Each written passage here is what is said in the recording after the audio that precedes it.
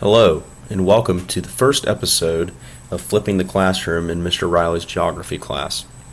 Tonight, what you will watch is a video of a PowerPoint on the 5 themes of geography. And we're going to put a spin on it. We're going to have the 5 themes of geography based upon your experiences at Wesleyan. So, first, we need to figure out what the 5 themes of geography actually are. And to help us do that, we're going to enlist the help of something called Mr. Help. Mr. Help is just going to simply help you to remember what the 5 themes of geography are. Here's our buddy Mr. Help, and he's going to help you learn these 5 themes. It's also the guy from Despicable Me. Thought he was pretty funny. So, here are your 5 themes. The first one, for the M, is movement. The second one is regions. The third one is human environment interaction. The fourth is location. And the fifth is place. The purpose of these 5 themes is to help us organize how we view and perceive and understand geography. We talked about in class the purpose of geography, whether it's finding a place or learning about the history of a country or how certain landforms impact that country today and how people live there. The 5 themes are going to help us group all of these items into different categories. And it should help you organize yourself moving forward into the chapters on Mexico or Central America or the Middle East. So hopefully this will all help you, and we will use these themes going forward to figure out how and why things occur in different places in the world. So, let's begin with movement. Movement, how are people, goods, and ideas moved from place to place? Well, let's think about your morning. When you wake up to go to school, how are you getting there? Well, you're typically going to hop in the car with your parents, and you're going to ride up to Wesleyan and get dropped off and walk into school. Some students will take school buses, but that only really occurs if you're at a public school or a bigger school than Wesleyan. But it's not just how people move, but it can also be how ideas or information move. So, if you were to think about one thing at school that you use to move information around, well, that would be your tablet. On your tablet, you do all kinds of things. You use OneNote, and teachers can see and grade your work on OneNote.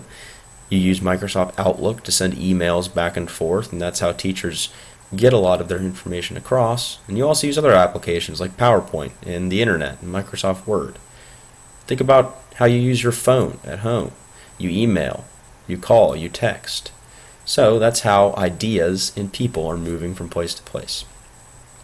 Second theme, regions.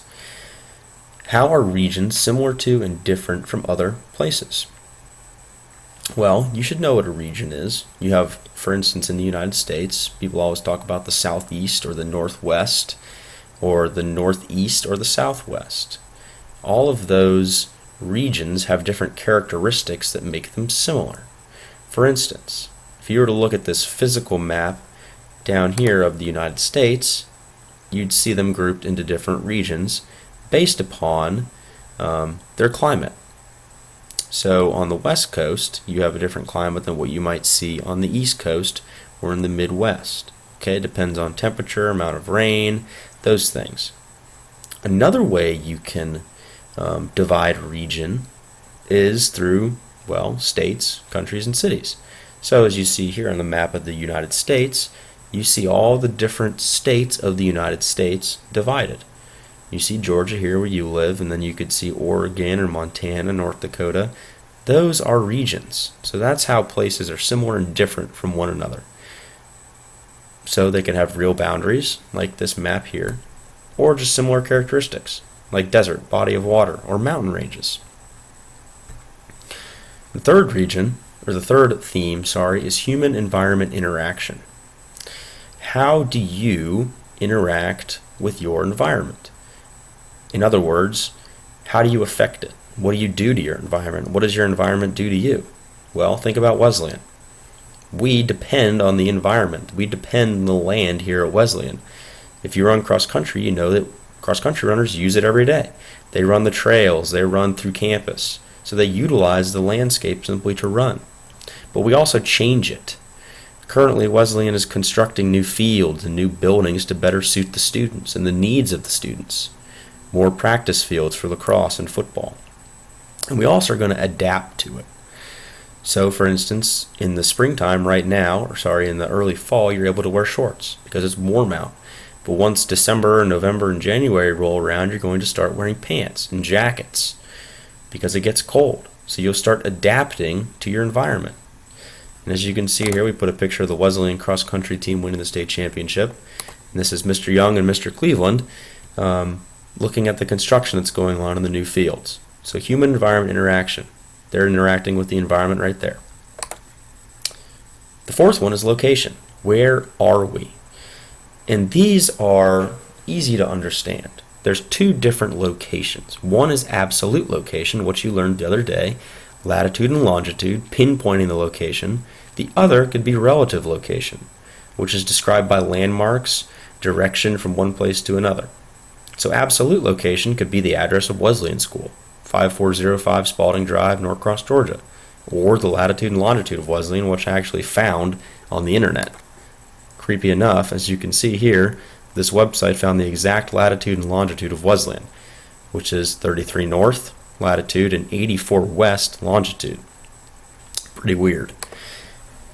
The relative location would be if you're telling your friend where Wesleyan was, but you didn't know the street names, this is what you would use. You would use relative location. You could say that Wesleyan, let me get my pen out here, Wesleyan is in between the Forum and Norcross. So if you were telling your friend how to find Wesleyan, you could say, well, drive past the Forum. It's a pretty terrible car. Drive past the Forum and you'll see Wesleyan. Or if you're coming from Norcross, drive past Norcross and you'll see Wesleyan on your right. Forum, you'd see it on your left. That's kind of absolute location, relative location. Wesleyan School is in between the Forum and Norcross High School. Finally, the last one is place. What is it like when you get there? What is Wesleyan like when you get here every day? There are human aspects and physical aspects.